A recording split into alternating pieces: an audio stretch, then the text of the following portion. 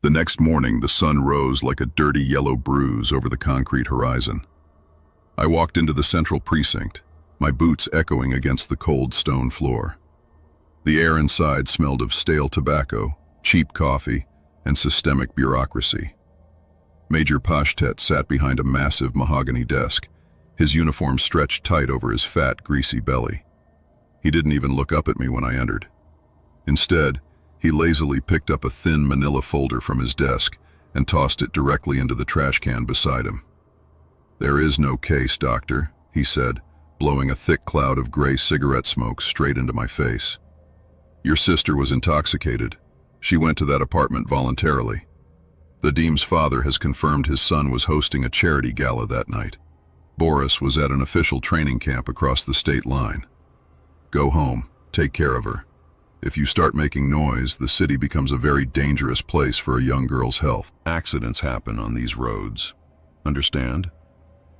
He smiled, a wet, arrogant smirk that showed his gold teeth. He thought he was a titan.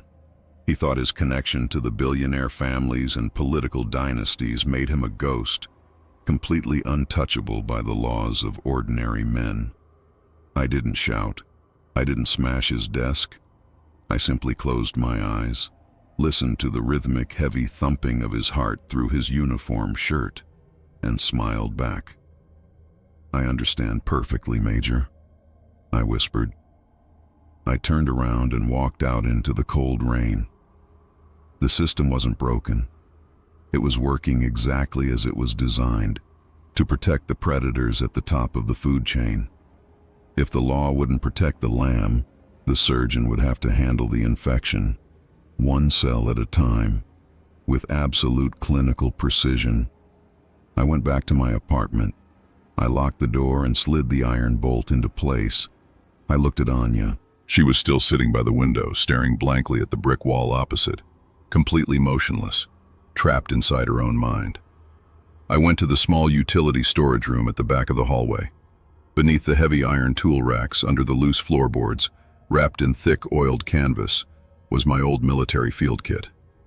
I hadn't opened it since I left the service. Inside, there were no loud rifles or heavy armor. There were scalpels, medical-grade paralytics, high-tensile carbon wire, and a small black notebook. I opened the first page. I took a pen and wrote 3 names in solid black ink. The Deem, Boris, Pashtet. Underneath those names, I drew a line and added 2 more. The Deem's billionaire father, Arkady, and Boris's corrupt mother from the city council. The infrastructure of protection. If you want to cure a terminal disease, you don't just shave off the surface tumor. You have to scrape out the roots. A military surgeon does not rush into an operation without a complete diagnostic map. I needed to understand their daily biology before I made the first cut. I needed to know their breathing, their movements, their exact panic points.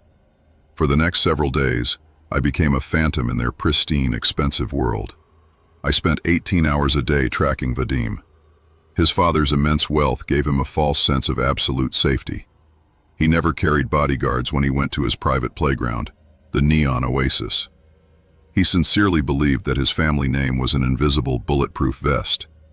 He was wrong. A name does not change the thickness of the carotid artery. A name does not stop a needle from entering the muscle tissue. If you want to know what happens next in this clinical operation of revenge, make sure to subscribe to the channel and turn on all notifications so you don't miss the next episode. And remember, the full, complete story is already available on my second channel, The Red Vigilante. Stay safe and see you in the next part.